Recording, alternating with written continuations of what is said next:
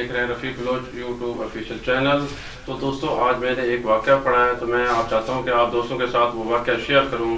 तो वाक़या कुछ इस तरह का है कि एक जो है ना मियाँ बीवी बैठे खाना खा रहे थे, बड़े खुश खुरम थे और ये तकरीबन रात गए का वक्त था।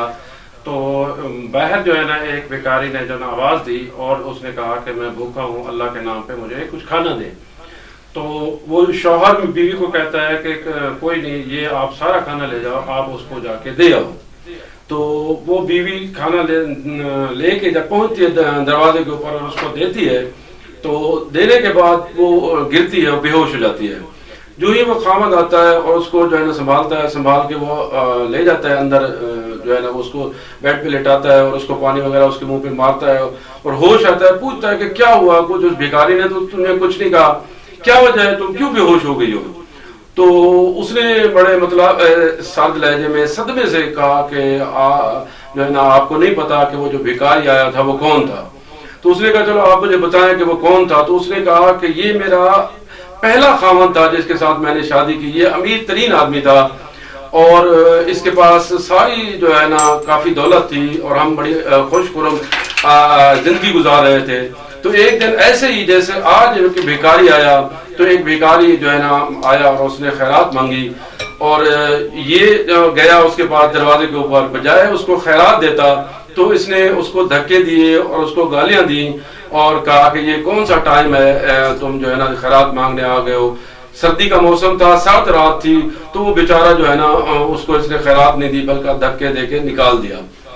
तो उस भिखारी को जब कुछ ना मिला तो उसने बाहर निकल के जो है ना वो अल्लाह को बड़ी फरियादें की कि अल्लाह मैं तो तुम्हारे नाम पे जो है ना लेने आया था, इसका हक बनता था ये ना देता, लेकिन ये मुझे धक्के ना देता, मारता ना।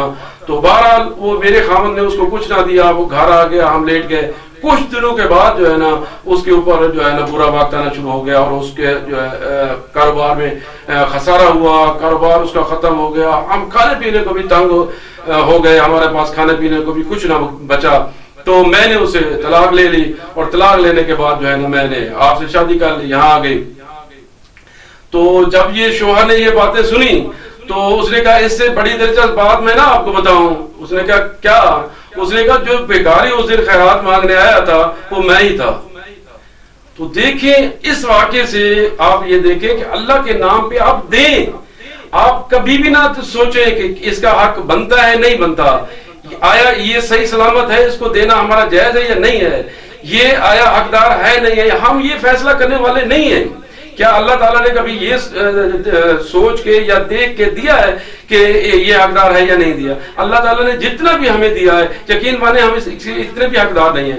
अगर अल्लाह ताला फैसला करने पे आए, वो ये सोचे कि जिसने सुबह की नमाज नहीं पढ़ी उसको मैं रिस्क नहीं देता, तो यकीन माने कितने लोग होंगे जो रिस्क हासिल कर पाएंगे? नहीं कर पाएंगे। लिहाजा जब भी आप जो है ना किसी फकीर को देखें, जब भी आप जो है ना किसी मस्कीन को देखें, यतीम को देखें, बेवा को देखें, आप जरूर कुछ ना कुछ दें, अल्लाह से कारोबार करें। ये अल्लाह कहता है जो सदका देता है वो उसका कर्ज है मुझ पे और अल्लाह उसको जो है ना कई गुना ज्यादा करके लुटाता है। वो बाबा फरीद का एक शेर है ना, जे चाहे ता राह वेंदे नु तख्त अता फरमाए, जे चाहे ता राह वेंदे नु तख्त अता फरमाए, जे चाहे तो शाह को लूं दर दर खैर मंगाए।